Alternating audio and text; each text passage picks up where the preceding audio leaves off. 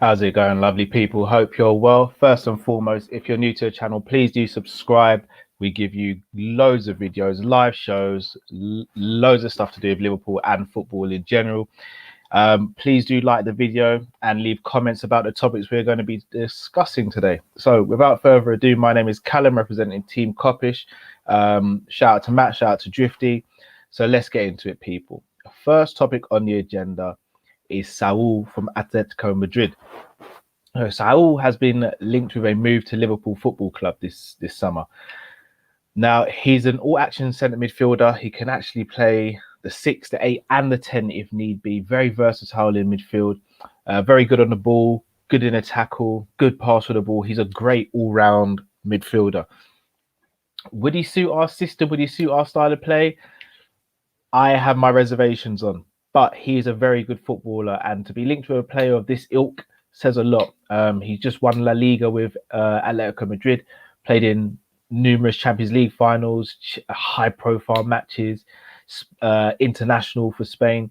He's a top-class midfielder and a very good one.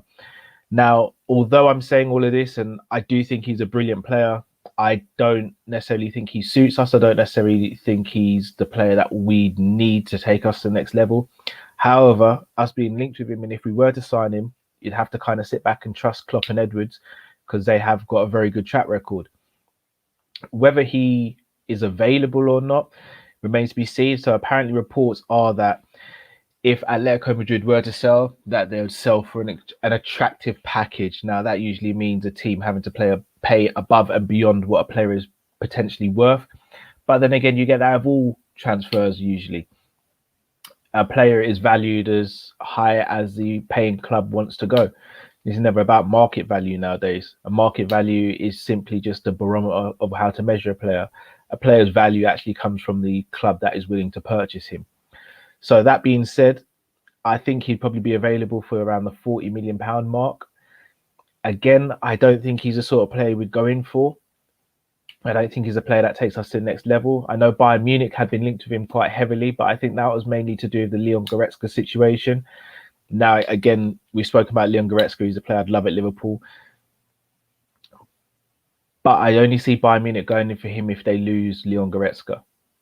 And even that, I don't think would be a like-for-like replacement.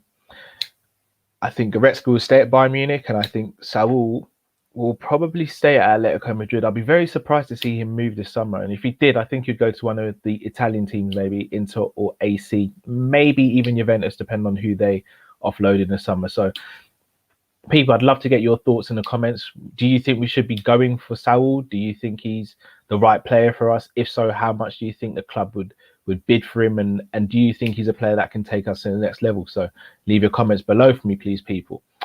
The next person on the list for discussing topics today is Danny Ings. The former Liverpool striker, now of Southampton, has been linked with a move back to Anfield because he's recently rejected a 4-year extension deal at Southampton. Now, if you remember Danny Ings at Liverpool, he had a torrid time of injuries, did both his knees, so both ACLs, barely played for Liverpool in the time that we had him. Then we loaned him out to Southampton with a view to a permanent deal. He loved Liverpool, he loved Klopp, and vice versa. However, he wanted regular guaranteed playing time. He's a player that needs rhythm, in my opinion. I think you see the best of Danny Ings when he plays 3, 4, 5, 6 games in a row.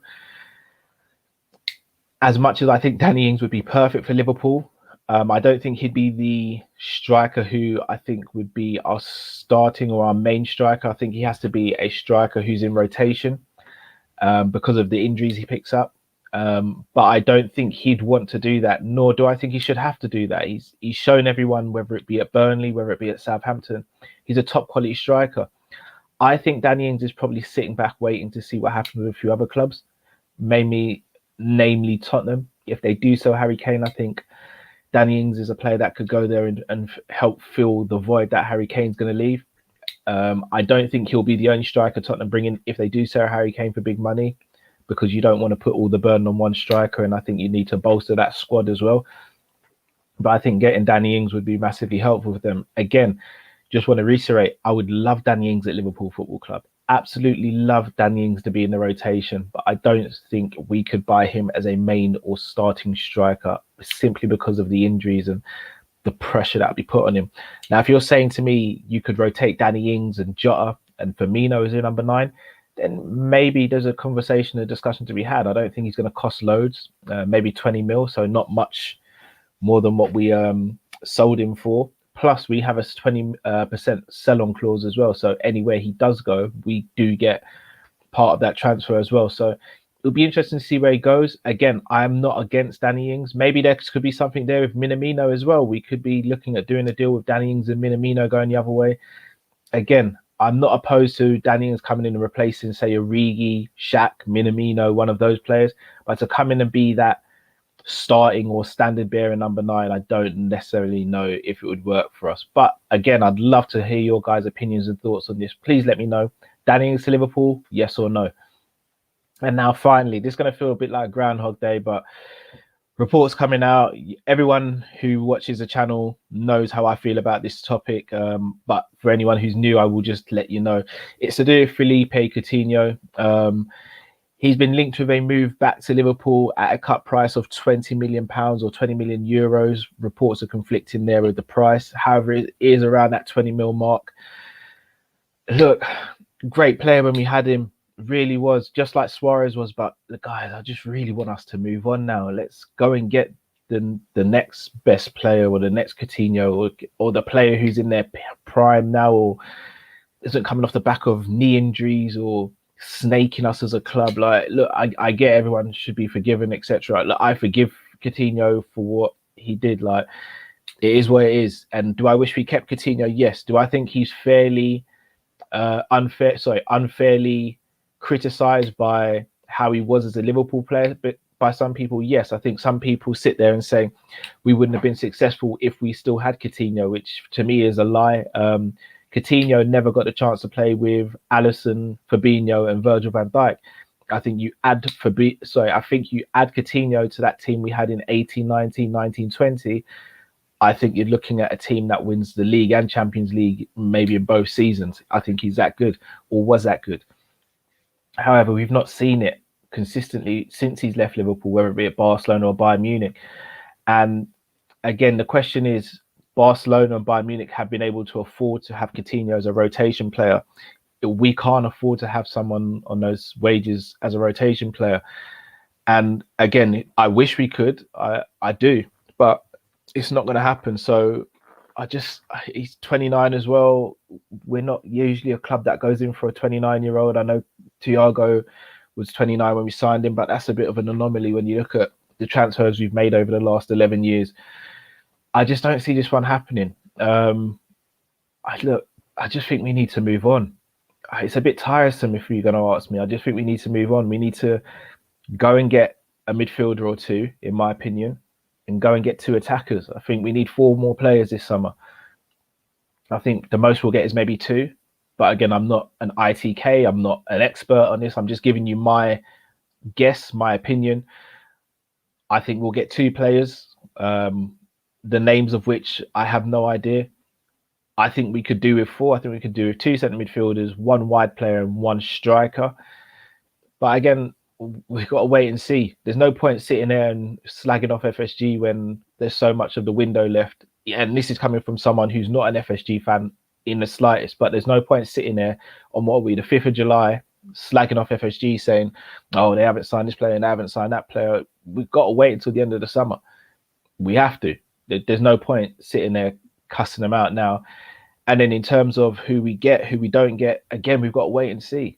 Like, my ideal summer would be maybe Basuma, Goretzka, Neto, and I don't know, a striker. But look, the chance of that happening pretty slim from what I've been told. So we've got to wait and see. I hope there is more movement. Again, got to trust Klopp and Edwards to an extent. Not to an extent, you got to trust Klopp and Edwards because they've delivered 9 out of 10 times. But I think a lot of the thing this summer as well is getting rid of a lot of the players that shouldn't be at the club anymore. And not saying that in a rude way. We need to move them on. So it's going to be interesting to see what happens. I mean, we've sold Grabara, Liam Miller. Teru Awani is on his way out, I believe, as is maybe Wilson and a few others as well. So I think we need to, sell those players, see where we land, and then hopefully we can bolster the squad. And I know what people in the comments are going to be saying. They're going to be saying we shouldn't have to sell before we buy. I agree. Believe me, I agree. But it's our model. Until we get new owners or have new owners, this is the way the model is going to be, unless they decide to change, which I don't see happening anytime soon. So we just got to wait, sit back, sit tight, and see what happens. And it might be a ride we don't enjoy, but we've just got to go through it either way. But yeah, rant over, or mini rant over, should I say. But people, don't forget to check out our merch store. Don't forget to check us out on social media. We are going to be back this evening with our normal Monday night live show. So that's going to be around 7 p.m. So make sure you check that out. And thank you very much for watching, everyone. Please do like, comment, subscribe. And until next time, people, stay safe, stay blessed. We're Kopish and we're out, people. Take care.